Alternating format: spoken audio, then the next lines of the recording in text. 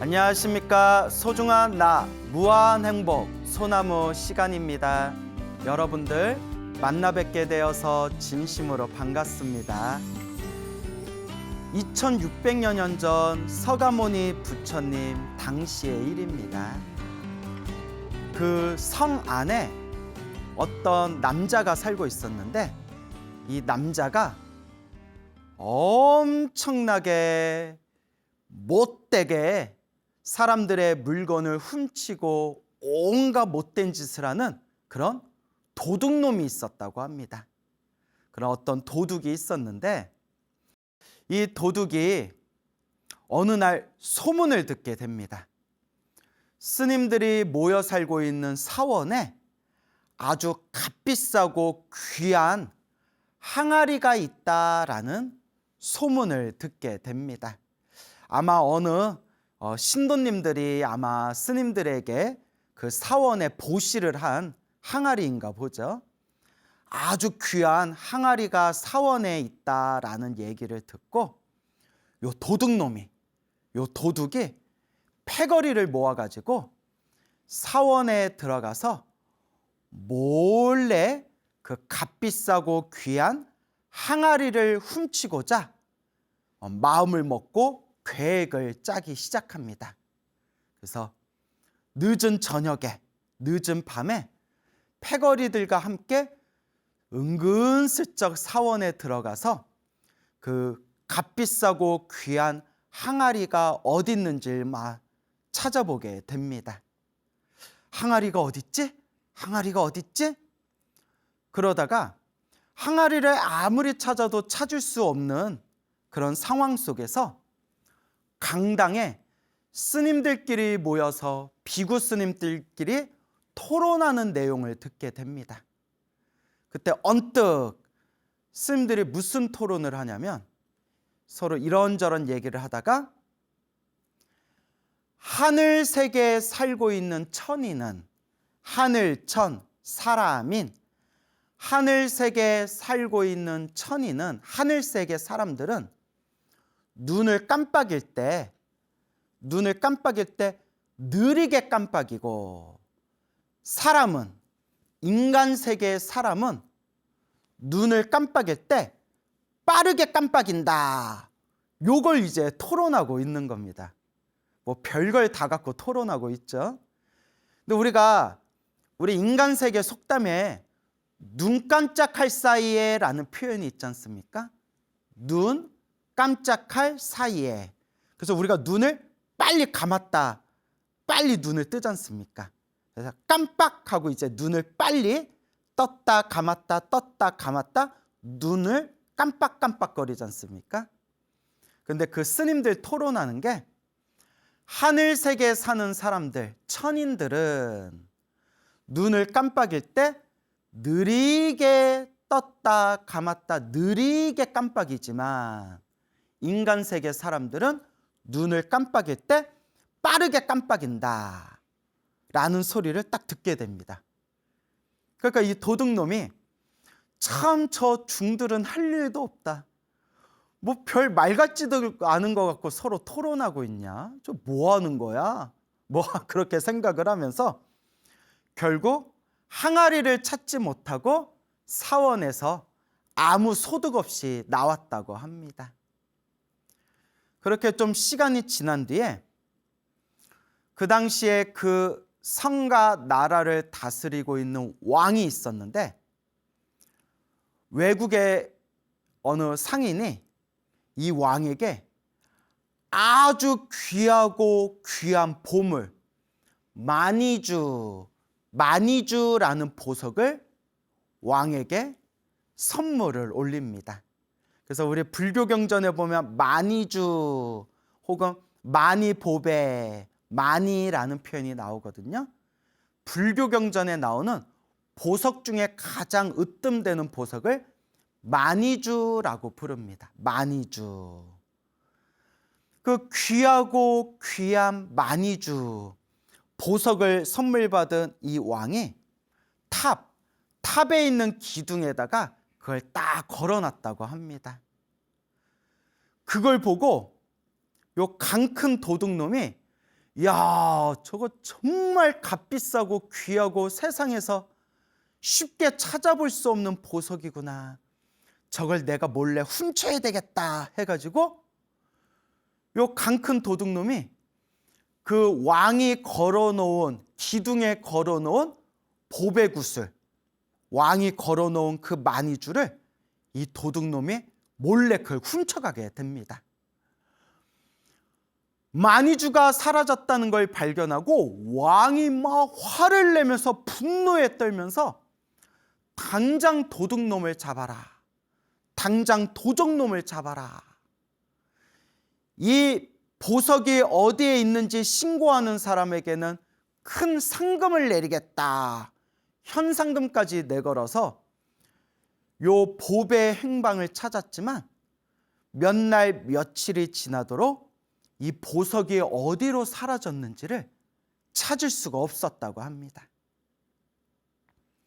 그럴 때 왕이 걱정과 근심에 깊이 빠져 있을 때 어느 지혜로운 신하가 왕에게 찾아와서 왕에게 이렇게 이제 속닥속닥 거리는 겁니다. 왕이시여, 그 보석을 가져간 도둑이 누군지 절 짐작이 갑니다. 제가 짐작이 갑니다. 그게 누구냐? 왕께서 기둥에다 걸어놓은 그 보석을 훔쳐갈 정도로 강 큰 놈이라면 한 놈밖에 없습니다. 저 성 안에 아무개라는 도둑놈이 있는데 그 도둑놈이 가져간 게 확실할 겁니다. 그러면 당장 잡아와라. 근데 왕이시여, 그놈은 고집이 너무 세고 머리가 잘 돌아가기 때문에 아무리 고문을 하고 아무리 신문을 해도 너무나 고집이 세고 머리가 잘 돌아가서 끝까지 자기의 죄를 고백하지를 않을 겁니다. 그러다가 혹시 죽어버리면 보석의 행방은 영영 찾을 수가 없습니다.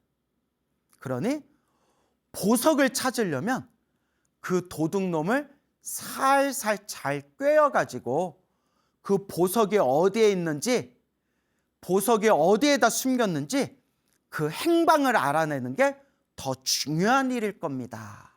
그러니까 왕이 아이고 맞다. 아이고 그대여. 그대의 말이 맞다. 그럼 어떻게 하면 좋겠는가? 그래서 신하가 또 속닥속닥 왕에게 이렇게 건의를 하는 겁니다.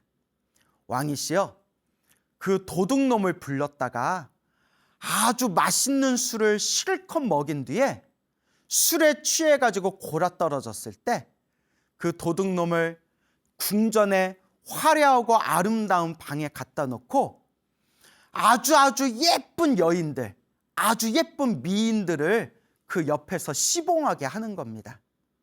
그리고 이 도둑놈이 술에서 딱 깨서 정신을 차렸는데 아름답고 화려한 방에 미인들이 자기를 시봉하고 있으면 이 도둑이 깜짝 놀라서 이게 어찌 된 일인가, 여기는 어딘가 하고 있을 때 그 미인들이 그대여, 당신은 인간 세상에 있을 때 아름답고 귀한 마니주 보석을 훔친 인연으로 이 하늘색에 태어났습니다.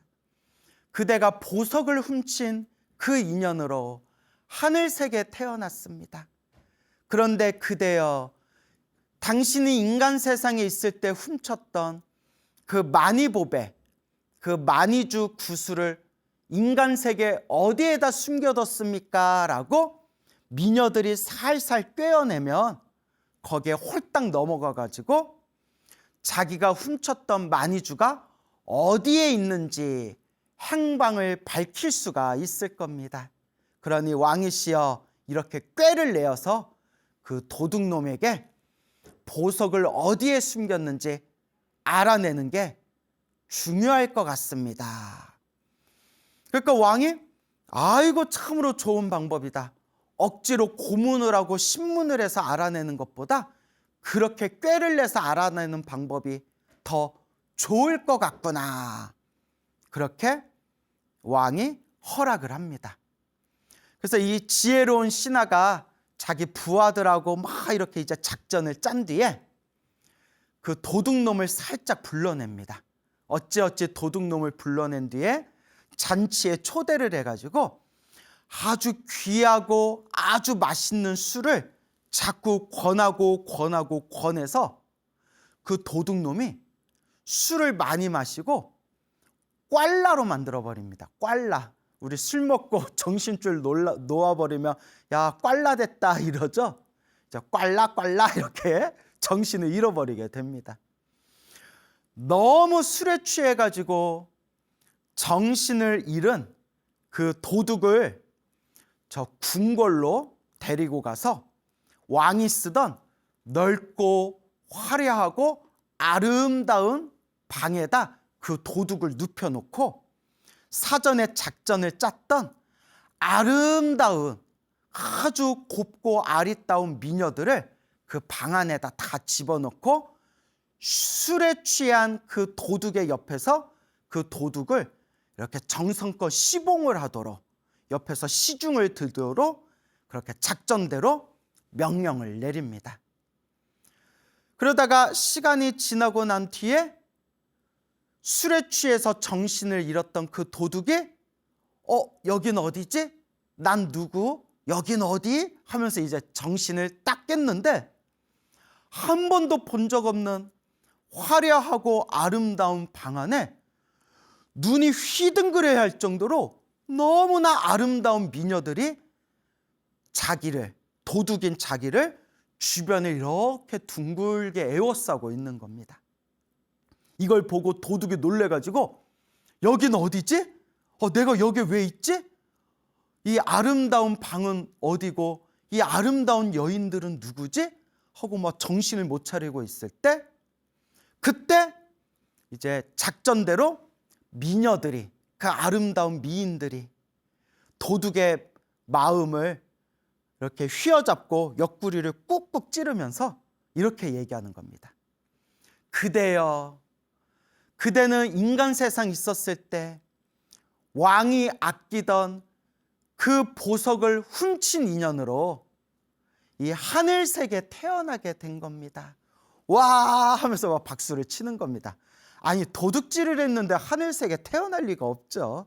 하여튼 그렇게 이제 작전을 짠 겁니다. 그런데 그대가 인간 세상에 그대가 훔쳤던 왕의 만이주 그 보석을 어디에다 숨겨놨습니까? 어디에다 숨겨놨습니까? 하고 미인들이 막 물어보니까 술이 이제 아리까리 얼떨떨하게 이제 술이 깬 이 도둑이 진짜 내가 죽은 건가? 내가 죽어서 하늘색에 지금 태어난 건가? 이 여인들이 정말 하늘색의 선녀들인가? 하고 막 긴가 민가 아리 까리 알쏭 달쏭 뭐 어찌할 줄 모르고 있을 때 진짜 여기가 하늘색인가? 이 미녀들이 과연 하늘색의 선녀들인가? 내가 인간 세계에 있었을 때 내가 숨겼던 그 보석이 어디에 있는지 내가 지금 말해줘도 이거 되는 걸까? 막 이렇게 헷갈리고 있을 때 불현듯 호련히 과거에 자기가 스님들이 살고 있는 사원에 가서 값비싸고 귀한 항아리를 훔치려고 했을 때 강당에 스님들이 모여서 토론했던 그 내용이 머릿속에 번쩍하고 생각이 난 겁니다. 그때 항아리를 훔치려 갔을 때 그 사원에서 강당 안에서 스님들이 토론을 하기를 인간 세계 이 인간들은 눈을 깜빡일 때 빠르게 깜빡이지만 눈을 깜빡거리고 눈을 떴다 감았다 하지만 하늘세계에 살고 있는 천인들은 하늘세계 사람들은 하늘세계에 살고 있는 그 신들은 눈을 깜빡일 때 느리게 감았다 느리게 뜬다. 눈을 깜빡이는 걸 더디게, 느리게 눈을 깜빡인다. 라고 스님들이 토론했던 그 내용이 번쩍 생각이 난 겁니다. 그때 자기가 비웃기를 아유, 중들에 할 일도 없다. 저런 거 갖고 토론하고 있고 참 아주 배가 불렀구나. 저 뭐 하는 짓이야 저게. 뭐 별 말 같지도 것도 않은 거 갖고 토론하고 있어. 하고 자기가 막 비웃었었는데 비웃었던 그 내용이 도둑의 머릿속에서 번쩍 생각이 난 겁니다. 그리고 순간 자기를 바라보고 있는 그 미녀들의 눈동자를 쳐다봤는데 그 미녀들의 눈동자가 눈을 깜빡일 때 빠르게 떴다 감았다 떴다 감았다 미녀들의 눈동자가 빠르게 깜빡이는 것을 딱 보게 됩니다. 순간 아이코 얘네들 하늘세계 선녀들이 아니라 인간들이구나. 하늘세계 신들은 하늘세계 천인들은 눈을 깜빡일 때 느리게 감고 느리게 뜬다 했는데 얘네들은 인간하고 똑같이 눈을 깜빡깜빡 빠르게 깜빡깜빡 하는 거 보니까 얘네들 지금 나한테 뻥치고 있는구나. 얘네들 선녀가 아니라 인간들이구나 하고 여기서 내가 보석의 행방이 어디에 있는지 보석을 어디에 숨겼는지 내가 사실대로 말해서 얘네들의 보석을 찾아내면 바로 나를 죽일 것이다. 그러니까 말하지 말아야 되겠다 하고 입을 꾹 다물고 끝까지 말을 안 하고 나는 모르는 일이다. 보석? 보석이 훔쳤어? 보석이 사라졌어? 아니 어떤 놈이 감히 왕의 보석을 훔쳤어? 나는 모르는 일이다. 나는 모르는 일이다 라고 이 도둑이 끝까지 오리발을 내밀었다고 합니다. 이 상황을 다 주시하고 있었던 그 지혜로운 신하가 속으로 아뿔싸 저놈이 눈치챘구나. 저놈이 눈치채가지고 지금 보석을 어디에 숨겼는지 끝까지 오리발을 내밀고 있구나. 아뿔싸 이번 작전은 실패구나 하고 이제 그 도둑놈을 그냥 풀어주게 됩니다. 작전이 실패한 이 지혜로운 신하는 왕에게 찾아가서 자초지종을 이야기합니다. 그러니까 왕이 깜짝 놀라면서 아이고 그 도둑놈 참 눈치도 빠르다. 그걸 또 알아차려가지고 끝까지 자기가 보석을 가져가지 않았다고 발뺌을 하는구나. 이걸 어찌하면 좋겠느냐. 그러니까 지혜로운 신하가 플랜 B 두 번째 계획을 이제 왕에게 건의합니다. 왕이시여, 요 도둑놈을 보니까 요 도둑놈 술 마시고 꽐라가 돼서 막 이렇게 술에 취해가지고 주사를 부리는 걸 보니까 요 놈이 좀 애정결핍이 있는 것 같습니다. 요 놈이 아주 관종입니다. 관종. 아주 관심받고 싶어가지고 몸부림치는 관종입니다. 그러니까 왕이시여, 이 도둑놈이 사람들한테 관심받고 싶고 막 사람들에게 막 인정받고 싶어하는 그런 욕구가 강하다는 것을 이렇게 관찰을 하면서 그런 마음의 공허한 부분을 제가 딱 꿰뚫어 봤습니다. 그래서 좋은 꾀가 생겼습니다. 그래? 또 두 번째 계획이 있느냐? 저놈이 사람들한테 관심받고 싶어하고 인정받고 싶어하는 욕구가 있으니까 왕이시여, 저 도둑놈을 불러다가 큰 상을 주고 큰 자리를 하나 맡기십시오. 어떤 자리를 맡기면 되겠느냐? 왕의 절대적인 신임을 받을 수 있는, 왕에게 인정받고 왕에게 신임을 받고 사람들에게 존중받을 수 있는 그런 자리를 주십시오. 그래서 이 나라의 창고를 관리하는 그런 자리를 하나, 지위를 내려주십시오. 여러분, 그 나라의 국가의 창고를 운영하고 관리하는 자리면 얼마나 높은 자리겠어요. 뭐 우리나라로 치면 한 재무장관 정도 되려나?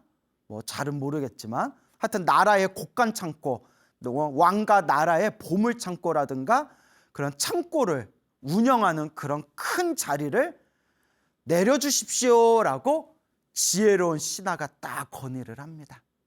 그리고 이렇게 얘기합니다. 왕이시여, 왕에게 믿음을 받고 신임을 받고 사람들한테 존중을 받고 사람들에게 관심을 받고 사람들에게 인정을 받게 되면 이 자리를 놓치고 싶지 않다는 마음에 분명히 자기가 훔친 보물을 어떻게든 그걸 내놓게 될 겁니다. 그러니까 이 도둑은 그 값비싼 보물보다는 사람들에게 관심받고 인정받는 것을 더 좋아하는 성품이기 때문에 왕께서 절대적인 신임을 주시고 그리고 사람들에게 존중받을 수 있는 자리를 딱 임명을 하신다면 얼마 안 돼서 스스로 그 보물을 내놓게 될 겁니다. 한번 제가 건의한 대로 한번 해보시지요. 그래서 왕이 그 지혜로운 신하의 말대로 그 도둑을 부릅니다. 도둑을 부른 뒤에 뭐 말도 되지 않는 별의별 핑계를 대면서 착하다 착하다, 그대 같은 인재가 왜 숨어서 지내느냐, 그대같이 똑똑한 인재는 나라를 위해서 큰일을 맡아야 된다 해가지고 왕이 나라의 창고를 다스리는 높은 자리에 그 도둑을 임명하게 됩니다. 그러니까 도둑이 깜짝 놀라서 야, 이게 웬일이냐? 야, 이게 웬일이냐? 그리고 몇 개월 동안 왕이 신임을 주고 믿음을 주고 그리고 왕이 절대적으로 그 도둑을 위해서 마음을 쓰고 왕이 어루만져 주니까 이 도둑의 마음도, 높은 자리에 임명된 도둑의 마음도 사르르 이제 녹아가기 시작합니다. 그렇게 몇 개월이 지났을 때 왕이 지혜로운 신하가 시킨 대로 왕이 높은 자리에 임명된 그 도둑을 불러서 이렇게 물어봅니다. 그대여, 내가 그대에게 너무 어려운 짐을 맡겨가지고 살아가는데 힘들지는 않는가? 그러니까 이 높은 자리에 임명된 이 도둑이 아닙니다, 왕이시여. 저 너무 행복합니다. 이렇게 왕에게 믿음을 받고 사람들에게 인정받고 사람들에게 존중을 받으니까 제가 지금 너무나 행복합니다. 그러니까 진짜 애정결핍이 좀 있었나 봐요. 그래서 애정결핍이 너무 심해서 뭐 도둑질하고 다녔나 봐요. 그때 왕이 그 도둑에게 이렇게 얘기합니다. 사실은 내가 정말 큰 겉정근심이 있다. 내가 겉정근심이 있어서 잠이 다 오지를 않는다. 왕이시여, 무슨 겉정근심이 있어서 그렇게 괴로워하십니까? 제가 도와드릴 수 있는 일이라면 도와드리겠습니다, 왕이시여. 그러니까 왕이 이렇게 얘기합니다. 내가 정말 아끼던 만이주, 보배 구슬이 있었는데 얼마 전에 그걸 누가 훔쳐갔는데 도저히 찾을 수가 없다. 너무나 내가 아끼는 보석인데 찾을 수가 없어서 밥을 먹어도 밥 먹은 것 같지가 않고 잠을 자도 잠잔 것 같지가 않고 내 마음이 너무나 괴롭구나. 누구든 그 보석을 찾아온다면 내가 큰 상을 내릴 거고 누구든 그 보석을 가지고 자수를 한다면 그 보석을 찾을 수만 있다면 내가 그냥 모든 죄를 용서해 줄 텐데 이 보석을 찾을 수가 없구나. 그때 이 도둑이 그 보석을 가지고 자수만 한다면 죄를 묻지 않겠다라는 말에 마음이 움직입니다. 그렇지 않아도 이 도둑의 마음이 사실 도둑이 재발절인다고 하잖아요. 내가 지금 이렇게 부귀영화를 누리고 사람들한테 관심과 존경을 받으면서 살고 있는데, 이러다가 나중에라도 내가 이 보석을 훔쳤다는 것이 나중에 밝혀지면 나는 이 모든 걸 다 잃어버리고 나는 결국 사형까지 당하게 될 텐데 이걸 어찌하면 좋을까 하고, 도둑도 사실 마음에 걱정거리와 짐이 있었는데 왕의 그 말을 딱 듣고 집으로 돌아가서 자기가 훔쳤던 마니주 보배 구슬을 딱 가지고 왕 앞에 딱 찾아가서 무릎 꿇고 왕에게 보배 구슬을 바치면서, 자기가 훔쳤던 보배 구슬을 바치면서 그 자리에서 자수를 합니다. 그래서 나온 말이 자수하고 광명 찾자라는 말이 그래서 나온 거예요. 자수하고 광명 찾자. 왕이 그때서야 환하게 웃으면서 참으로 고맙다, 참으로 고맙다. 그대가 숨기지 않고 이렇게 진실한 마음으로 자수를 하고 이 보배구슬을, 훔쳤던 보배구슬을 다시 가져왔으니 약속대로 그대의 죄를 묻지 않겠노라.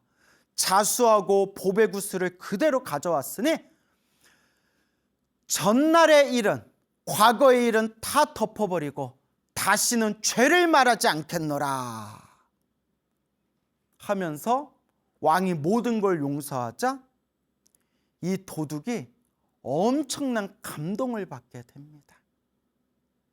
그리고 도둑이 순간 환하게 마음에 느껴진 바가 있어서 왕에게 이렇게 얘기합니다. 왕이시여, 누구든지 이 보배구슬을 가져오는 자에게 큰 상을 주겠다라고 하셨는데 저에게도 큰 상을 주실 수 있을런지요. 그러니까 왕이, 그래, 네가 자수를 하고 잘못을 뉘우치고 어쨌거나 이 보배구슬을 다시 가져왔으니까 네가 원하는 상을 내려주겠다. 한번 말해봐라. 그때 이 도둑이 딱 한 얘기가, 왕이시여, 저는 머리 깎고 출가해서 비구 스님이 되고자 하옵니다. 저의 출가를 허락해 주옵소서. 왕도 깜짝 놀라고 옆에 있던 지혜로운 신하도 깜짝 놀라고 주변에 있던 다른 사람들도 깜짝 놀라고 하늘에 있는 새도 깜짝 놀라고 지나가던 깨구락지도 깜짝 놀라고 꽝꽝꽝 하고 다 깜짝 놀란 거야. 깜놀? 이러죠. 깜짝 놀래가지고 왕이, 아니 그대는 지금 나라의 창고를 관리하고 있는 높은 지위에 올라 있고 또 지금 자네는 부귀영화를 누리고 있고 또 내가 그대를 위해서 자수를 하고 구슬을 가져온 그대를 위해서 다시는 그대의 잘못을 내가 논하지 않겠다 약속을 했고 나아가서 그대에게 큰 상을 주겠다라고까지 했는데 뭐가 아쉬워서 머리 깎고 스님이 되려고 그러냐. 이해가 되질 않는다. 왜 그러냐 하니까 이 도둑이 이렇게 얘기합니다. 왕이시여, 곰곰이 제가 생각해 보니까 제가 어쩌면 이렇게 도둑질을 하고 다니다가 사람한테 맞아 죽을 수도 있었을 것이고 또 제가 왕의 구슬을 몰래 훔쳐가지고 그때 술에 취해서 궁전의 아름답고 화려한 방에 있었을 때 그때 미녀들에 둘러싸여 있었는데 그 미녀들이 자기는 하늘에 살고 있는 선녀들인데 그 왕에게 훔쳤던 보석을 어디다 숨겼습니까? 라고 물어봤을 때 하마터면 제가 그 미녀들을 보고 하늘색의 선녀들인 줄 알고 착각해서 왕에게서 훔쳤던 그 보배구슬을 여기다 숨겼다라고 제가 사실대로 자백을 했으면 저는 그 보배구슬을 되찾는 순간, 왕께서 보배구슬을 되찾는 순간에 저는 목이 잘려서 사형을 당할 수 있었을 겁니다. 그런데 그때 스님들이 토론했던 그 짧은 내용, 하늘세계의 신들은, 하늘세계에 살고 있는 천인들은 눈을 깜빡일 때 천천히 감았다 천천히 뜨고, 인간세계의 사람들은, 인간세계 인간들은 눈을 깜빡일 때 빠르게 깜빡인다. 그 짧은 한 구절, 그 한 내용을 얻어들은 그 인연으로, 그 공덕으로 제가 목이 잘려서 사형에 당하는 것을 피할 수 있었고, 심지어 더 나아가서 비록 왕께서 저 지혜로운 신하와 작전을 짜서 저를 속인 거기는 하지만 저를 높은 자리에 임명을 해주셨고, 나아가서 제가 왕께서 저에게 믿음을 보여주셨기 때문에 제가 왕을 믿고 왕에게 훔쳤던 이 보배구슬을 왕에게 다시 갖다 바치면서 자수를 했던 이 인연으로 저는 인간 세계에서 정말 그 누구도 부럽지 않은 큰 부귀영화를 누릴 수 있는 기회를 가지게 되었습니다. 이 모든 걸 가만히 살펴봤더니 스님들이 계시는 절에 몰래 들어가서 항아리를 훔치려다가 스님들이 토론하고 공부하던 그 한 구절, 그 내용 하나를 얻어들은 공덕으로 이와 같은 큰 행운을 만나게 된 거였습니다.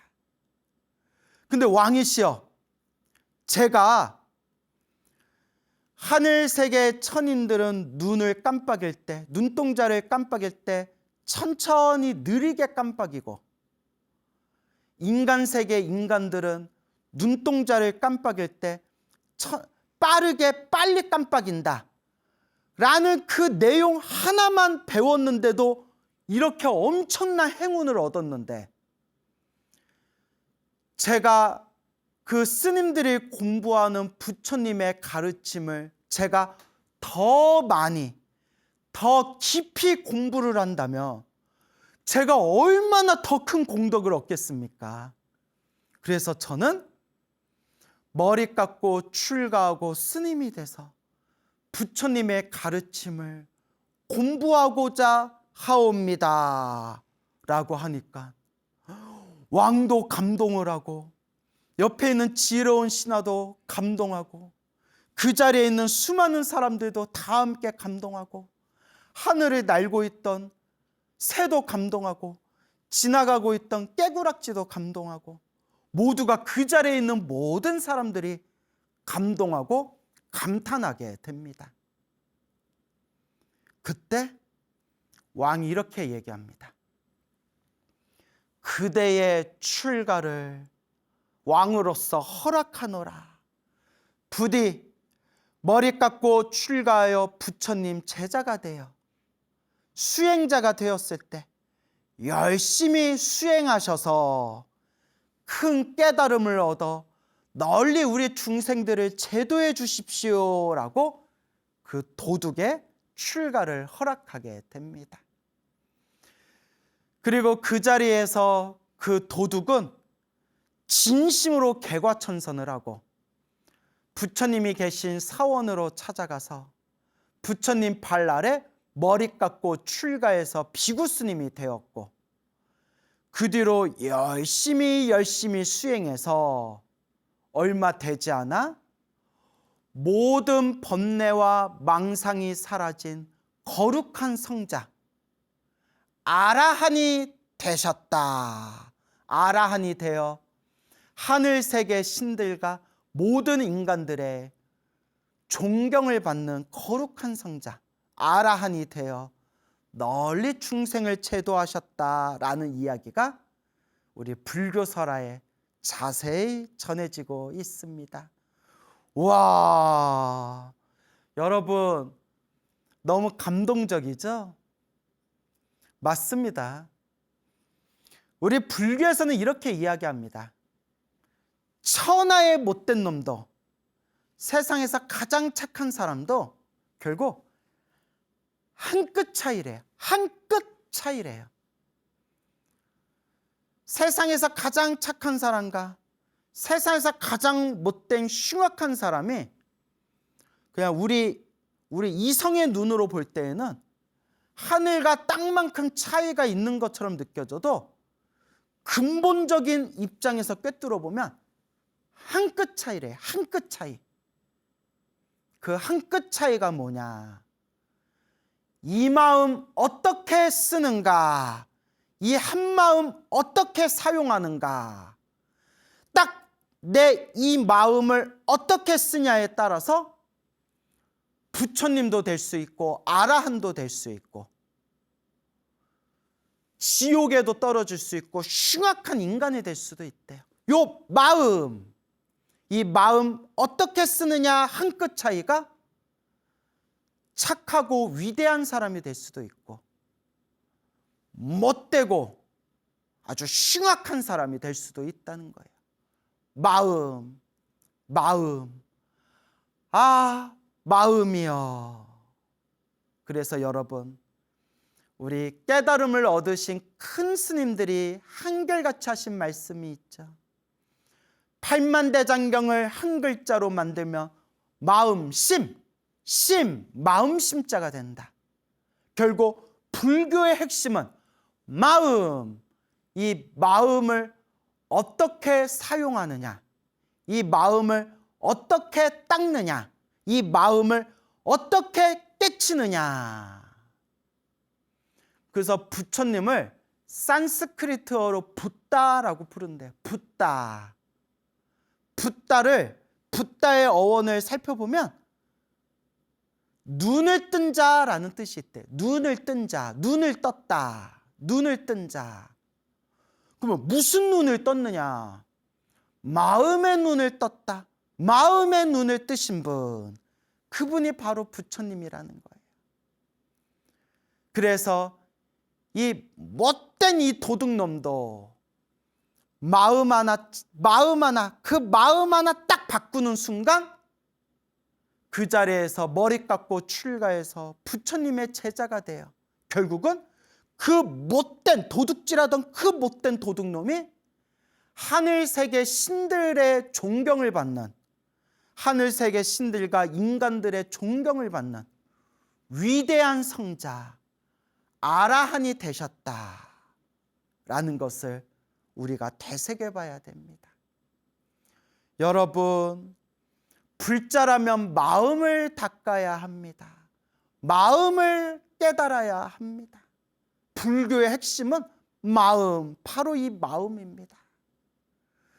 우리가 살아가면서 펼쳐진 행복과 불행도 다 내가 지은 업이라고 합니다. 내 마음이 지은 업보 따라서 행복과 불행의 결과가 펼쳐지고 있습니다.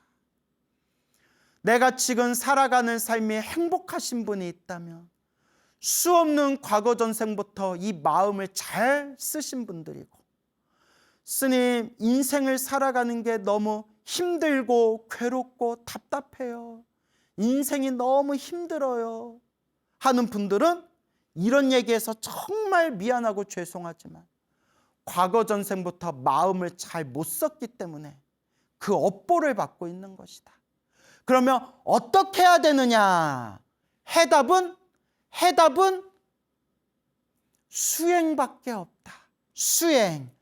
마음을 닦아라 라고 말씀을 드리는 겁니다. 여러분, 마음을 닦읍시다. 마음을 깨달읍시다. 마음의 눈을 뜹시다. 그래도 우리가 수없는 과거 전생에서부터 지금까지 살아오면서 한 가닥 지어놓은 복이 있어서, 그나마 우리가 마음밭에다가 심어놓은 착한 씨앗의 그 종자가 있어서 이번 생 사람으로 태어나 부처님 법을 만났구나. 부처님 법을 만나서 다행입니다. 다행입니다. 감사합니다. 감사합니다. 이번 생 부처님 법을 만나는 소중한 인연을 제가 만나게 되었으니 이번 생 마음을 잘 닦도록 노력하겠습니다. 라고 우리 불자들은 되새겨야 됩니다. 여러분, 마음을 닦읍시다. 마음의 눈을 뜹시다. 영원한 행복을 얻게 될 것입니다. 예, 광우 스님이라고 합니다. 항상 여러분들에게 들려드리고 싶은 이야기는 힘들고 괴롭고 답답할 때 다 누가 지은 업이다? 내가 지은 업이다. 그러니 기도하고 복을 짓고 마음을 잘 사용해야 된다. 이 세 가지를 항상 강조하고 싶습니다. 사실 내 앞에 주어진 이 운명이라는 게 사실은 어쩌면 내가 전생에 지었던 내 숙제들이고 빚일 수가 있습니다. 이 숙제와 빚을 닦는 마음으로 내 마음을 닦아 나가는 것, 그것이 바로 우리가 말하는 수행의 의미가 아닐까 생각이 됩니다. 그래서 제 주변에도 힘들고 괴롭고 답답할 때 이와 같이 열심히 기도하시고 복을 쌓으시고 마음을 잘 닦으셔서 큰 가피를 받으신 불자분들이 정말 수도 없이 많습니다. 그분들의 이야기 하나하나를 다 전하기가 힘들 정도로 많은 분들이 가피를 받으셨죠. 그 중에 또 오늘 재미난 이야기를 들려드릴까 합니다. 이 소중한 나 무한행복에 아주 열렬한 관팬이신 불자님이 계십니다. 이 소나무의 광팬이신 이 보살님이 계시는데요. 지금 연세가 60이시래요. 근데 이제 60이신데 이분이 어렸을 때부터 되게 성격이 활달했대요. 활달하고 성격이 아주 다혈질이고 막 에너지가 넘쳤는데 항상 가슴 답답증이 있으셨대요. 그 답답증이 해소가 안 되는 거예요. 그래서 이미 지금 60이신데 계산을 잘 따져보세요. 당신 이미 20대 때 오토바이 폭주를 뛰셨대요. 그때 이미 그 연배 오토바이 폭주를 뛰셨고 드럼을 치세요. 지금도 막 드럼 치는 거 막 사진 올라와 있더라고요. 막 드럼을 치셨고 막 가슴이 답답하니까 그 막 풀려고 그리고 몸에 막 문신을 해요. 60인데 막 몸에 스님 보여드리기가 민망할 정도입니다 하고 막 몸에 문신이 돼 있대요. 예? 근데 내가 예전에 그 보살님하고 인사동 앞에 횡단보도에 이렇게 서 있었을 때 그때 여름이었어요. 여름에 또 이제 좀 야시시하잖아요 옷들이. 등짝에 문신한 여자가 있었어요. 등에 문신한 젊은 여자가 있었는데 너 이거 보고 나 놀랬거든요. 보통 여자 그게 문신한 거 드러내는 거 좀 이렇게 흔치는 않잖아요. 근데 그 보살님이 딱 보더니 초보네 이러시나. 그러니까 60대신 분이 오토바이 폭주를 뛰시고 드럼을 배우고 막 무슨 몸에다 문신하시고 그게 지금 생각하면 참 이렇게 우스운 일인데 그때 그렇게 막 그게 해소가 안 됐대요. 그래서 고등학교 다닐 때 학교 선생님이 학생부장님이 내가 지금까지 수많은 학생들을 봤지만 너 같은 꼴통은 처음이었다 라고 할 정도였대요. 엄청난 이제 다혈질에 에너지가 막 넘치는 성격이니까 근데 그게 막 해소가 안 되시더래요. 그래서 막 그게 막 좌충우돌 막 밖으로 에너지가 막 뿜어져 나가고 그러다가 남편을 만나서 결혼을 했는데 그래도 전생에 무슨 복을 지으셨는지 남편을 잘 만나셨어요. 아주 건실한 가장을 만나고 우리 그런 얘기 하잖아요. 놀아본 애가 남편도 잘 만나더라. 그런 얘기 들으셨죠? 네, 좀 놀아본 애가 남자 잘 만나더라. 뭐 이런 속설이 있잖아요. 다 그런 건 아니겠지만. 그래서 이제 남편하고도 이제 가정생활도 원만하게 잘 꾸리시는데 항상 마음 한구석에 그런 답답증이 있었대요. 그게 이제 막 이렇게 다혈질로 막 이제 폭발이 되겠죠. 그리고 이분이 언젠가부터 꿈자리가 뒤숭숭하더래요. 언제부턴가. 그리고 죽은 사람들이 자꾸 보이더래요. 꿈에서. 세상을 떠난 죽어온 사람들이 자꾸 꿈에 보이고 집에 혼자 있으면 눈앞에서 허연 게 휙 지나다니더래요. 그런 현상이 있는 거예요. 집에 있으면 허연기 휙휙 지나가고 꿈자리에 자꾸 막 죽은 사람이 보이고, 이럴 때 무속인 찾아가면 신 받으라고 그런대요. 그렇죠. 예, 무슨 조상영가가 있고 뭐하니 신 받아야 된다 이런 얘기를 해요. 자, 근데 이 보살님이 전생에 성근이 있었나 봐요. 뭐가 있었다? 성근. 광우스님의 소나무를 본 거예요. 내 입으로 얘기하기 좀 그러나 그분 말씀이 그래요. 2년 전에 광우스님 소나무를 봤는데 재밌더래요. 그래서 자꾸 봤대요. 이야기가 재밌어서. 보다가 자꾸 보다가 기도를 시작하게 됐대요. 어느 순간에. 그래서 법화경 사경을 했대요. 법화경을 이렇게 사경을 하는데, 법화경 사경하면서 너무 사경이 재밌대래요. 그래서 여기서 중요한 게 있습니다. 제 주변에도 불자분들이 많잖아요. 절에는 다니는데 기도를 안 하신 분들이 의외로 많으세요. 왜 기도를 안 하세요 하면 막 지루하대요. 기도에 집중이 안 되고 지루하고, 한마디로 재미가 없는 거예요. 재미가 있어야 자꾸 하게 되잖아요. 그래서 너무 지루하고 재미가 없어서 기도를 제대로 집중을 못하는 분이 계시는데, 내가 보기에 그 보살님은 전생에 조금 닦으신 것 같아요. 기도하는 게 너무 재밌어서 한 번은 앉은 채 12시간을 쓴 적이 있었대요. 12시간을. 그때 손목이 시큰거려서 좀 고생하셨대요. 여러분, 앉아서 12시간 노트에다 베낀다는 게 상상이 가세요? 솔직히 나도 그렇게 본 적 없어요. 예. 왜 그렇게까지? 어떻게 그렇게 하셨어요? 여쭤보니까 그게 재밌더래요. 그래서 앉아서 막 12시간을 사경하고, 그래서 쓰다가 시간 보니까 몇 시간이 휙 지나가 있더래요. 대단한 분이죠. 그래서 그렇게 한 3, 4개월이 지났을 때, 법화경을 열심히 사경한 지 3, 4개월이 지났을 때 어느 날 꿈을 꿨는데, 자기 안방에 들어갔는데 자기 침대에 웬 할머니가 누워있더래요. 남의 침대에. 할머니 누구세요? 어디서 오셨어요? 하니까 할머니가 조금만 쉬었다 갈게 하더래요. 조금만 쉬었다 갈게. 그러더니 이렇게 누워 계시다 일어나더니 쓱 사라지시더래요. 그 잠에서 딱 깼대요. 그 꿈 꾸고 나서 꿈에서 죽은 사람이 한 번도 안 보이더래요. 예, 다행이 아니라 기도하니까 그런 힘을 받은 거예요. 예. 그리고 눈앞에 뭐가 허연 게 휙휙 지나가는 것도 싹 사라졌대요. 여러분, 엄한 거 찾지 마세요. 뭐 하지 말아라? 엄한 거, 엉터리 찾지 마세요. 마음 밖에서 찾지 말란 얘기예요. 기도를 해보세요. 그냥 부처님 딱 믿고 한번 기도를 해보십시오. 기도하면서 부처님이 돈 달라고 해요? 법화경 12시간 쓰니까 부처님이 뿅 나타나서 300원만 주세요. 300원만 주세요. 다 이래요? 아니잖아요. 그렇죠? 부처님은 그냥 기도하면 기도한 만큼 그 갚이는 자기가 받는 거라고 했어요. 그러니까 기도하시면 돼요. 한번 12시간씩 한번 기도해 보세요. 그래도 안 되면 뭐 더 해야지 뭐.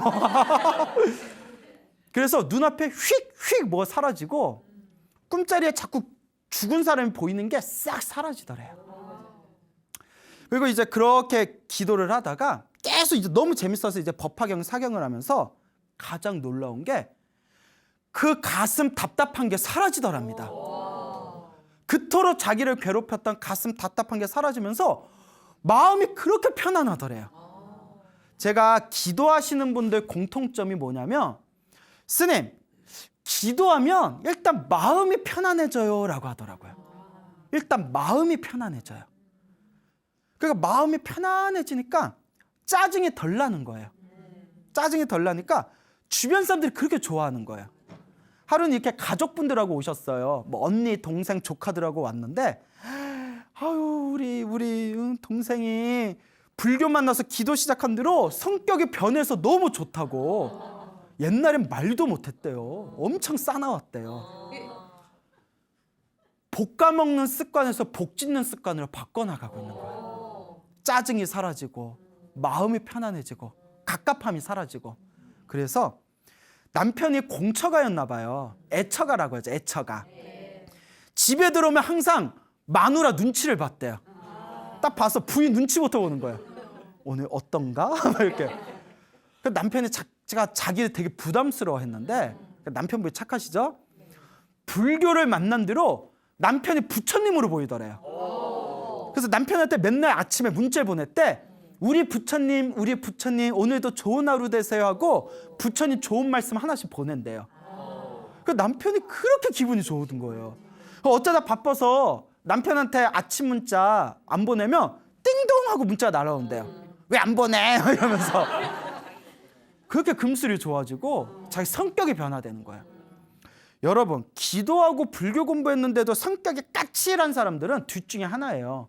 정말 전생의 업이 두껍거나 변화가 안 되는 거예요. 공부를 하면 할수록 좀 부드러워지고 조금 이렇게 마음의 편안함이 느껴져야 됩니다. 그게 기도의 묘미예요. 그게 수행의 묘미입니다. 그렇게 재미 붙여서 계속 기도를 하면서 또 이런 꿈을 꾸셨대요. 7년 전에 돌아가신 큰언니가 계시대요. 7년 전에 세상을 떠나신 큰언니가 계시는데 이 큰언니가 굉장한 불심이 있는 굉장한 불자였대요. 엄청나게 굉장한 불자였는데 그 큰언니 소원이 자기를 불자로 만드는 거였대요. 자기를 불자로 만드는 거였는데 그게 실패해버렸대요. 그래서 자기를 불자로 만드는 게 소원이었는데 7년 전에 세상을 떠난 큰언니가 있었는데 이제 2년 전에 소나무를 보고 나서 보살님이 이제 불교에 이제 푹 빠지신 거예요. 이런 얘기하면 너무 죄송하지만 소나무를 보고 불법을 만나고 소나무를 보고 부처님 가르침을 배우고 소나무를 보고 나서 기도 시작했다는 불자분들이 엄청 많거든요. 예, 소나무 덕분이라고 그런 인사를 엄청 많이 받아요. 참고로 제 컨셉이 겸손입니다. 예, 오해하지 마세요. 제 광우쌤 컨셉이 뭐라고요? 겸손. 비웃나요? 그래가지고 그분이 이제 2년 전에 소나무를 만나서 불심이 생겨서 기도를 열심히 했잖아요. 어느 날 7년 전에 그 큰언니가 꿈에 딱 7년 전에 돌아가신 큰언니가 어느 날 꿈에 딱 나타났대요. 너무나 화난 표정으로 자기한테 이렇게 합장반배를 하더래요. 그러면서 너무나 화난 표정으로 고맙다 이러더래요. 뭐하다? 고맙다. 그 큰언니 목표가 자기를 불자로 만드는 거였는데 그게 꿈에서 나타나신 거예요. 고맙다 하면서 싹 사라지시더래요. 그리고 어느 날 또 법화경 사경을 열심히 하는데 어느 날 꿈에 당신 동네 오만 잡귀신들이 다 꿈에 모여 있더래요. 꿈을 꿨는데 꿈에 오만 동네 귀신들이 싹 모여 있더니 그 귀신들이 다 동네를 멀리 떠나는 꿈을 꿨대요. 싹 멀리 떠나는 꿈을 꿨답니다. 그 꿈 꾼 뒤로 그 뒤로 항상 꿈자리가 편안하고 잠을 잘 잘 수가 있었대요. 그래서 내가 이런 이야기를 듣고 나서 문득 생긴 게 불교에는 영가라는 게 있어요. 죽은 사람을 불교에서는 영가라고 불러요. 영혼이라고 안 해요. 영가라고 해요. 근데 이유 없이 몸이 아프거나 꿈자리가 뒤숭숭하거나 뭐가 휙휙 보인다거나 자꾸 죽은 사람이 꿈에 나타난다거나 이런 게 자꾸 뭐 꿈자리가 뒤숭숭하고 잠이 안 오고 막 눈앞에 뭐가 보이고 하면 어디 가야 돼요? 안과 가야 돼요. 눈에 뭐가 이거 보이면 이거 안과부터 가세요. 알겠죠? 뭐 이상한 엄한 데 가지 말고 안과부터 가보세요. 그래도 뭐가 이상하면 불교에서 그런 얘기가 있어요. 영가작용이란 말이 있어요. 그러니까 귀신의 작용이다. 그런 말을 예전부터 절에 다니신 분들 딱 이 얘기 들으면 많이 들어보신 표현이에요. 영가작용이 있다. 근데 저는 이게 뭐 몸이 아프거나 꿈자리 뒤숭숭한 걸 다 영가작용으로 하는 걸 전 되게 안 좋아하거든요. 멀쩡한 병원 가면 나을 사람도 영가작용이래. 근데 그 보살님 얘기를 들으면서 어렸을 때부터 자꾸 막 가슴이 답답하고 막 자기 감정을 조절하지 못하겠고 막 그냥 막 가만히 있지 못하겠고 막 방황하고 그리고 막 자꾸 뭐 눈에 뭐가 보이고 꿈자리에 죽은 사람이 자꾸 보이고 하는 거 보면 제가 보기엔 그 보살님이 그 영가작용이 있었을 것 같아요. 느낌이. 그게 저의 추측이에요. 근데 보통 그런 연가작용이 있는 분들이 엄한 데 가서 뭘 보면 뭐 신을 받아라, 뭐 구술해라, 뭐 큰 제사를 지내라, 뭐 그 부적을 그려라, 이렇게 겁을 주는 경우가 있어요. 근데 이 보살님은 순수하게 뭘로 고쳤죠? 기도로 고쳤죠. 뭐 소나무가 뭐 소나무가 만병통치야? 예? 기도로, 자기 기도로 고쳤죠. 그래서 제가 불전대한테 꼭 드리는 말씀이 있습니다. 죽고 나서 하나 뭐 해야 된다? 기도. 수행해라. 내 앞에 펼쳐진 좋은 것도 나쁜 것도 내가 지은 업이라면 수행만이 해답이다. 그러니까 밖에서 구하지 말아라. 누가 풀어야 할 숙제다? 내가 풀어야 할 숙제다. 그래서 그 보살님이 그와 같은 그 부처님의 기도 가피를 확연하게 경험하게 됩니다. 그래서 이 보살님이 어느 날이었대요. 강아지 2마리를 키우는데 그때 아기 강아지가 있었는데 강아지가 저기 저녁에 밤에 강아지가 막 낑낑 더대래요. 낑낑 더대래요. 강아지가 낑낑거리니까 왜 그래? 낑깡 줄까? 낑깡 줄까? 근데 걔가 이렇게 엎어지더니 거품을 물고 부르르 떨더래요. 막 그래서 상태가 딱 자기 봐도 상태가 안 좋더래요. 근데 이제 뭐 동물병원은 다 문 일찍 닫잖아요. 뭐 응급실에 있는 것도 아니고. 어떡하지 하다가 너무 막 걔가 막 죽을 것 같아서 너무 다급해가지고 그 자리에서 딱 무릎을 꿇었대요. 그리고 딱 무릎을 꿇고 합장하고 관세음보살을 외웠대요. 관세음보살님, 우리 강아지 좀 살려주세요. 우리 강아지 살려주시면 제가 복 많이 짓겠습니다. 관세음보살 제발 우리 강아지 좀 살려주세요 하고 간절하게 정성스럽게 기도했대요. 관세음보살 바빠. 개가 아파도 기도하니. 관세음보살 바쁘셔. 응? 그래서 관세음보살이 개가 아픈데 막 기도하니까 이런 개 같은 개니까 소가 아프면 이런 소 같은 관세음보살님 도와주세요 하고 정말 간절하게 기도했는데 개가 갑자기 살아나더래요. 깨갱 하더니 살아나더래요. 상태가 좋아지더래요. 딱 기도하니까. 그래서 그 다음날 아침에 불이 나게 수의사를 찾아갔답니다. 병원 원장님이 딱 보더니 이야기 설명 듣고 이렇게 검진을 하더니 아주 위험한 고비였다고. 정말 위험한 고비를 지금 아주 잘 넘겼다고.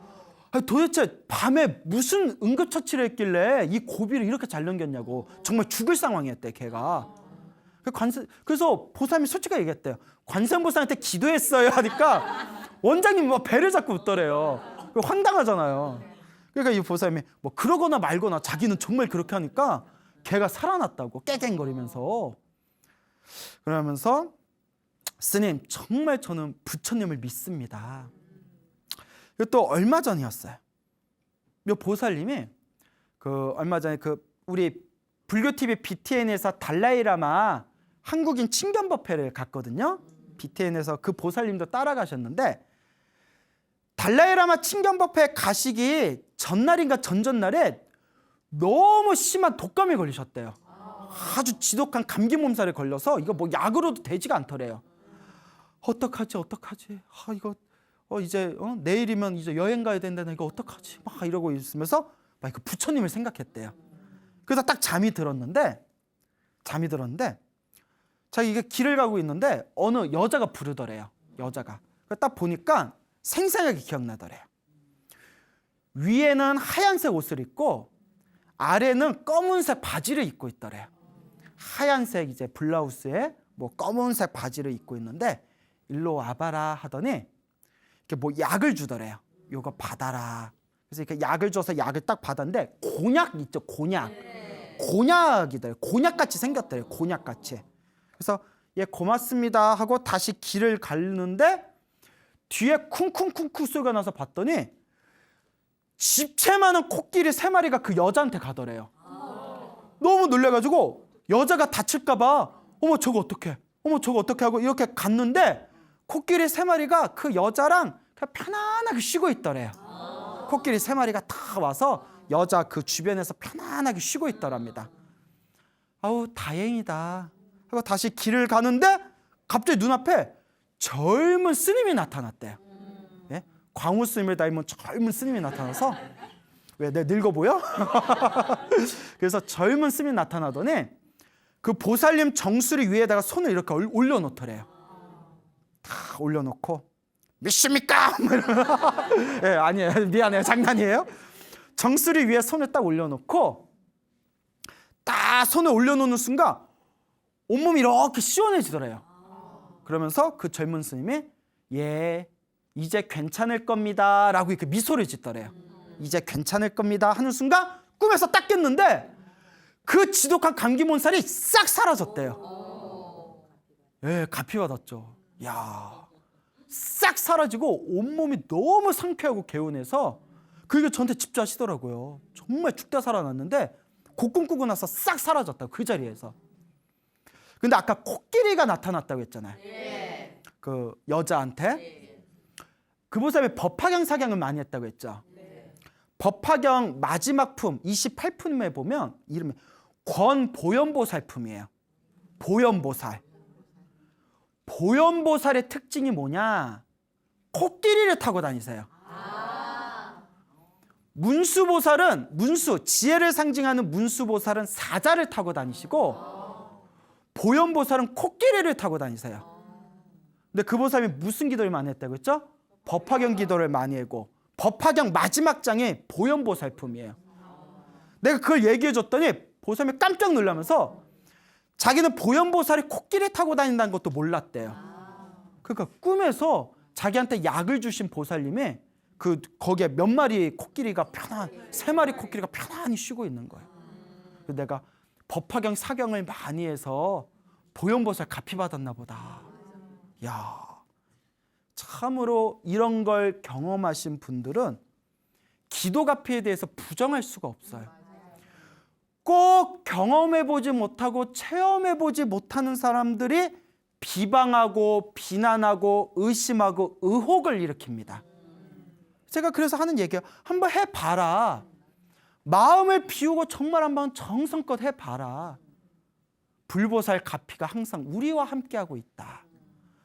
왜 해보지도 않고 의심하고 비난하고 우리 주변에 너무 힘들고 괴로울 때 이 부처님을 향해서 간절한 기도를 통해서 그 험난하고 힘들고 고통스러운 그 상황을 부처님의 자비가피로 극복하신 불자님들이 얼마나 많은데요. 왜 그런 걸 인정을 못하는가? 그럼 부처님 가피 받은 그분들은 다 싸꾸란가? 이것을 경험하신 이러한 부처님의 가피를 체험하신 분을 의심한다 의심하지 않는다. 의심하지 않는다. 내 주변에 기도 가피 받은 분들은 소나무에 나오는 내용 무조건 믿는데요. 이거는 생각하고 말 것도 없대. 자기들이 경험했는데. 아니 내가 경험했는데 어떻게 의심할 수가 있냐고. 자기가 기도하고 자기가 수행을 해서 자기가 체험을 한다는 거. 이것이 어쩌면 불교 수행의 첫걸음이 될 수가 있습니다. 또 놀라운 이야기를 들었어요. 내가 이 얘기 듣고 나 소름이 끼쳐가지고 너무 놀라워요. 소나무에 열렬한 광팬이 계세요. 왜 이렇게 광팬이 많냐? 이 보살님이 이제 연세가 50이 넘으셨는데 이 보살님이 직접 해주신 얘기예요. 어머님이 엄청난 불자래요. 평생 불심으로 기도하신 어마어마한 불자신데 어머니가 정말 부처님 없이 살 수 없는 분이래요.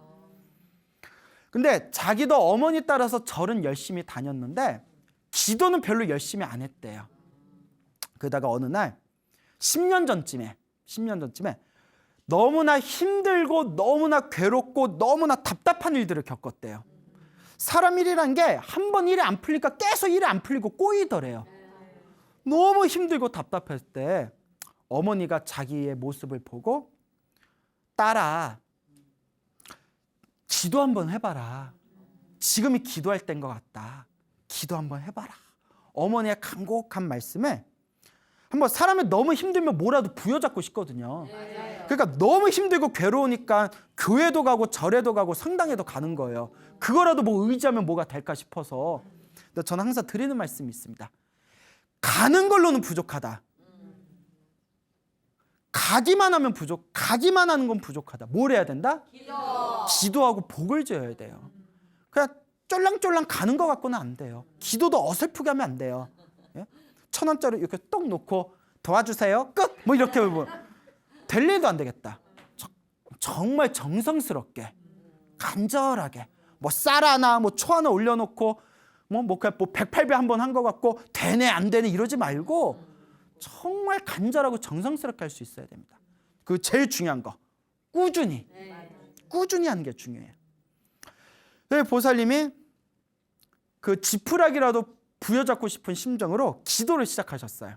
그때 법화경, 사경을 3번을 했대요. 그러니까 책을 3번을 베낀 거예요. 법화경, 사경 3번을 딱 하면서 느낀 게 정말 효과 있구나. 정말 효험이 있구나. 그걸 확연하게 느꼈대요. 정말 효과 있구나. 정말 효험이 있구나. 그래서 자기는 정말 기도가 필요 믿는다고. 근데 어머니가 엄청난 경험을 하셨대요. 어느 해인가 어머니가 이제 평생 불심으로 기도해 오신 분이잖아요. 그 어느 사찰에서 저녁 예불을 하셨나 봐요. 좀 어둑어둑할 때. 그 예불을 마치고 이렇게 화장실을 들어가셔서 볼일을 마치시고 화장실에서 이렇게 쓱 나오셨는데 허공에 관세음보살이 보이더래요. 허공에 관세음보살이 생생하게 이렇게 보이더래요. 눈을 비볐겠죠. 이게 꿈인가 생신가. 한 번도 그런 일이 없었대요. 꿈에서 관세음보살이 환하게 보이더래요. 스님, 제가 기도를 하는데 관세음보살이 보여요. 지장보살이 보여요. 안과에 가보세요. 눈에 뭐가 있나. 안과에 갔는데도 이상이 없으면 상담 한번 받아보셔요. 뭐가 자꾸 보인다는 거는 꼭 좋은 게 아니에요. 금강경에서 얘기하거든요. 형상으로서 부처님을 보려 하거나 소리로서 부처님을 찾으려 하며 그것은 삿된 도이다. 그러니까 우리가 사실 꿈이나 눈에 보이는 거를 좀 이렇게 무시할 필요도 있어요. 그래서 제가 소나무에서 항상 꿈에 집착하지 말아라 하잖아요. 근데 제가 꿈 얘기를 왜 하느냐. 아니 그분들이 경험을 했는데 어떡해요. 내가 가감 없이 그대로 전해야 되잖아요. 그래서 어쩔 수 없이 그분들이 경험한 꿈 이야기를 하지만 뭐 해서는 안 된다? 꿈에 집착해서 안 된다. 무언가 보이는 것에 집착하면 안 됩니다. 그게 장애가 될 수 있어요. 근데 저는 다만 그분들이 겪은 이야기를 그대로 전할 뿐이에요. 허공에 관세음보살이 싹 보이시더니 갑자기 관세음보살이 오셔서 자기를 꼭 안아주더래요. 야, 이 정도면 나 보였다는 사람은 많이 봤지만 안아줬다는 얘기는 또 오셔서 이렇게 포근하게 안아주시더래요. 그리고 이게 싹 사라지시더래요. 관세음보살. 그걸 화장실 앞에서 그 딱 경험한 거예요. 그래서 집에 어안이 벙벙. 여러분들도 놀랄 거 아니에요. 어안이 벙벙 해가지고 이게 무슨 일인가. 집에 와서 밤에 잠을 자는데 너무 아프더래요. 몸이 너무 아프더래요. 너무 몸이 아파서 절에서 관세음보살이 안아줬는데 밤에 아파서 잠이 안 올 정도였대요. 그래서 관세음보살을 봤는데 왜 몸이 아프지? 그 다음날 병원을 갔는데 병원에서 큰 병원에 가보라 했대요. 큰 병원에 한번 가보세요. 큰 병원에 딱 가서 검진 결과가 나왔는데 의사가 조금만 늦었어도 큰일 날 뻔했습니다. 어쩜 이렇게 제때 오셨냐고. 정말 위험할 뻔했다고. 암을 발견했대요. 찾기 힘든 암을 발견했대요. 정말 늦어졌으면 큰일 날 뻔했다고. 자, 한번 복귀해 볼까요? 그 눈앞에서 뭘 보고? 관세음보살 보고. 관세음보살이 어떻게 해주시고? 안아주시고. 그리고 집에 왔는데 너무 아파서 그 다음날 이제 큰 병원에서 검진을 받았더니 조금만 늦어도 큰일 날 뻔했습니다. 그때 몸이 안 아팠으면 어쩔 뻔했어요. 더 오래 갈 뻔했잖아요. 와, 그 신도분이 저한테 거짓말 하겠어요? 자, 받아라, 내 구라다 뭐 이러면서 야따 뻥이다. 어머니가 직접 경험하셨다. 어머니도 소나무를 엄청 좋아하신대요. 그런 분들이 소나무에 나오는 얘기를 의심할까요? 자기가 체험한 게 있는데, 자기의 체험한 세계들인데. 물론 이러한 신비 체험을 하기 위해서 우리가 수행하는 건 아닙니다. 수행이라는 입장에서 보면 우리가 이러한 어떤 소나무에서 이야기하고 있는 신비 체험은 격가지에 불과해. 뭐에 불과하다? 에이, 격가지예요. 이게 뭐가 어차피 우리 죽어.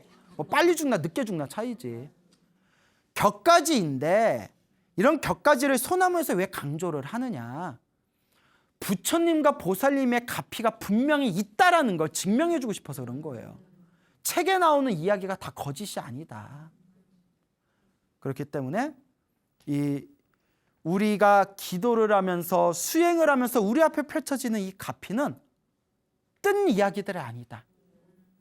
수백 년 전에 만들어진, 수백 년 전에 인도와 중국에서 만들어진 그 기도 가피 이야기가 옛날 설화가 아니라 지금 현재 진행형이라는 거예요. 지금 이 보살님이 경험한 이 이야기를 광우스님이 책으로 만들어서 몇백 년이 지난다고 생각해 보세요. 사람들 쉽게 믿어지겠어요? 안 믿어지겠어요? 그렇죠. 근데 이건 분명히 진짜 있었던 일이거든요. 그와 같이 우리가 수백 년 전에 만들어진 기도 가피 이야기를 지금 보면 쉽게 믿어져요? 안 믿어져요? 안 믿어지잖아요. 옛날에 있었던 일이나 지금 있었던 일이나 결국 현재 진행형이라는 거예요. 부처님의 가피는 수백 년 전 이야기나 지금 이야기나 그대로 이어지고 있다는 거예요. 그러니 의심할 시간에 뭐 해라? 기도해라. 기도해라. 그리고 그러한 기도의 체험이 여러분들에게 확고한 믿음을 만들어줄 것입니다. 제가 어디에 저 지방에 초청 법문을 갔었어요. 제가 이제 시간이 많지 않아서 자주 다닐 수는 없지만 여기저기 초청 법문을 좀 받아요. 이제 초청 법문을 갔는데 어느 불자님이, 어느 여성 불자님이 질문을 하시더라고요. 스님, 제가 광우스님의 소나무를 만나고 나서 제가 기도를 시작하게 됐습니다.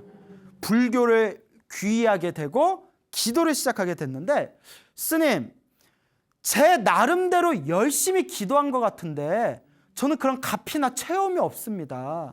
왜 그럴까요? 라고 하시더라고요. 정말 열심히 한 것 같은데. 근데 이런 걸 많은 분들이 의심을 하세요. 궁금해하고. 소나무에서는 그런 일들도 잘 일어나는데 왜 나만 쏙쏙 피해가지? 그런 생각 들 수 있잖아요. 너무 질문 잘하셨다. 아주 중요한 질문이고 수많은 사람들이 끊임없이 묻고 있는 질문들이다. 아주 잘하셨다. 잘 들으세요. 가피는 세 가지 가피가 있다. 몇 가지 가피가 있다? 세 가지 가피가 있다. 오가피. 농담이에요. 세 가지 가피가 있는데 농담이에요. 미안해요. 첫째가 따라해보세요. 현증 가피. 현재 증명되는 가피. 현재 증명. 현재 지금 이 순간 증명. 현증 가피. 두 번째는 따라해보세요. 몽중 가피. 꿈에서 가피 받은 거예요. 꿈속에서. 마지막 세 번째가 제일 중요해요. 따라해보세요. 명훈 가피. 명자가 그림자 명, 은은할 명, 그윽할 명. 은은하게, 그윽하게 그림자와 같이 나를 항상 따라다니면서 있는 듯 없는 듯 가피가 펼쳐지는 거예요. 우리 그림자가 항상 따라다니지만 신경 써요? 안 써요? 하지만 항상 그림자는 따라오잖아요. 현증 가피는 현재 이 순간 받는 가피랬죠? 현재 이 순간 딱 하고 가피가 되는 거. 아까 그 화장실 앞에서 관세음보살님이 자기를 안아주고 그 다음날 병원 갔더니 암을 빨리 발견한 거. 이게 무슨 가피? 현증 가피. 뭐 예를 들어 교통사고가 심하게 났는데, 소나무에서도 이런 얘기 했잖아요. 교통사고가 심하게 났는데 순간 관세음보살 외치더니 몸이 하나도 안 다친 이야기. 이런 게 현증 가피예요. 예, 현재 이 순간 딱 가피 받는 거. 그 다음에 몽중 가피. 아까 첫 번째 이야기 주인공처럼 꿈에서 몸이 너무 아팠는데 보현보살의 화신을 보고 젊은 스님이 정수리를 만져줬더니 몸이 개운해지면서 그 지독한 감기 몬살의 흔적도 없이 사라진 거. 이런 게 몽중가피예요. 그리고 막 사업이 안 돼가지고 너무 힘들었는데 기도를 열심히 했더니 꿈에서 지장보살이 나타나서 빨간 봉투를 주길래 빨간 봉투 딱 받았더니 그 다음날 갑자기 사업이 잘 풀렸다. 이런 게 무슨 가피? 몽중가피예요. 꿈에서 가피를 받은 거. 아시겠죠? 네. 자, 그래서 현증가피, 몽중가피. 마지막 세 번째가 명운가피. 그림자와 같이 보이지는 않아요. 그러니까 보이지만 신경을 안 쓰여요. 있는 거야, 없는 거야. 하지만 항상 나를 따라와요. 그래서 명운가피는 이렇게 비유를 해요. 태양이 뜨면 그림자는 저절로 생긴다. 기도를 하면 가피도 어떻다? 저절로 생긴다. 다만 명운가피는 해가 뜨면 그림자가 생기듯이 부처님께 기도하면 그림자같이 은은하게 항상 나를 따라다니는 가피가 명운가피라는 거예요. 그러니까 명운가피는 특징이 뭐냐면 내가 가피를 받은지 안 받은지 사실 몰라. 그림자와 같아. 하지만 가피가 항상 어떻다? 따라오고 있어요. 이게 명운가피예요. 정말 중요한 가피는 무슨 가피일까요? 명운가피래요. 항상 나를 따라다니는 은은한 가피. 그래서 불자가 꼭 외워야 될 게 세 가지가 있거든요. 그게 예불문, 천수경, 반야심경. 그래서 예불문에 보면 원공법계 제세 앞에 보면 명운가피력이라는 단어가 나와요. 명운가피력. 예. 유원, 무진, 삼보, 수와 정례, 명운가피력 이런 구절이 나와요. 그러니까 예불문에 나오는 가피가 세 가지 가피 중에서 뭐가 나왔죠? 명운가피. 유원, 무진, 삼보, 대자대비, 수화정례, 명운가피력. 그래서 제일 중요한 가피가 무슨 가피다? 명운가피라는 거예요. 근데 우리 중생들은 꼭 눈에 보이거나 꿈에서 뭘 꿔야 가피 받았다고 생각해요. 아니다.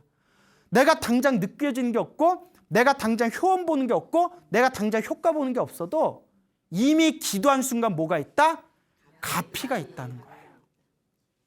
그래서 우리는 못 느끼지만 명운가피 뭐 이런 얘기들이 있어요. 어떤 사람이 기도를 하면서 차를 운전했는데 교통사고가 났어요. 그래서 막 투덜대요. 이런 된장, 이런 청국장에 말아먹을. 기도를 그렇게 열심히 했는데 교통사고도 안 막아주고 에이. 근데 그게 명운가피라는 거예요. 사실 교통사고가 나서 크게 다칠 뻔한 걸 그나마 기도해서 은은하게 보호해 주셔서 거기서 끝났다는 거야. 그러니까 나는 몰라요.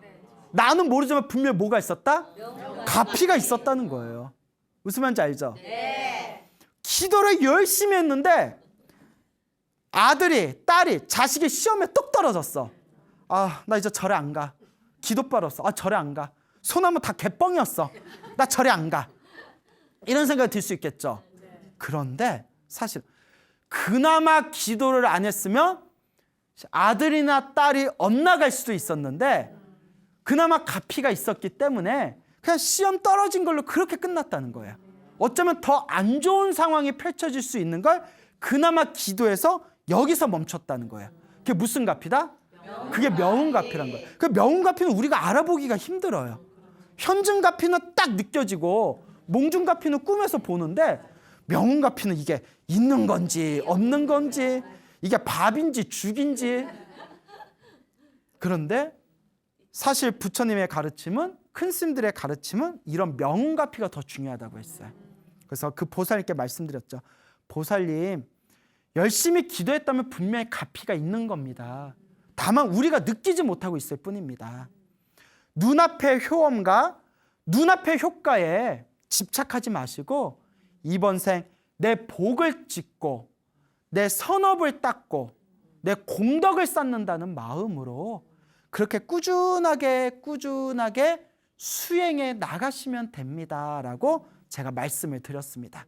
이거는 모든 불자분들에게 드리고 싶은 얘기예요. 아무리 기도를 해도 나쁜 일이 생길 땐 나쁜 일이 터집니다. 아, 그럼 맞아. 어쩔 수 없어요. 나도 기도 그렇게 열심히 했는데도 저도 나쁜 일 생길 땐 나쁜 일이 생겨요. 그때 기도의 힘이 뭐냐? 아, 다 누구 업이구나? 내 업이구나 생각하고 더 닦아나갈 뿐이에요. 근데 피하려 하지 마시고 눈앞의 효과에 연연하지 마세요. 여러분들의 마음을 닦고 여러분들의 업장을 소멸하고 여러분들의 숙제와 빚을 갚는 마음으로 그렇게 나아가면 알게 모르게 그림자와 같이 은은하고 그윽하게 여러분들의 운명이 아름답게 바뀌어 나간다는 것을 스스로 체험하시게 될 겁니다. 알겠죠? 네. 여러분 행복해지고 싶습니까? 네. 행복한 삶을 창조하고 싶습니까? 네. 복을 지으십시오. 선업을 지으십시오. 공덕을 쌓으십시오. 복과 선업과 공덕의 힘이 여러분들을 진정한 행복의 길로 이끌어 줄 것입니다. 오늘 여기서 마치겠습니다. 소중한 나 무한 행복.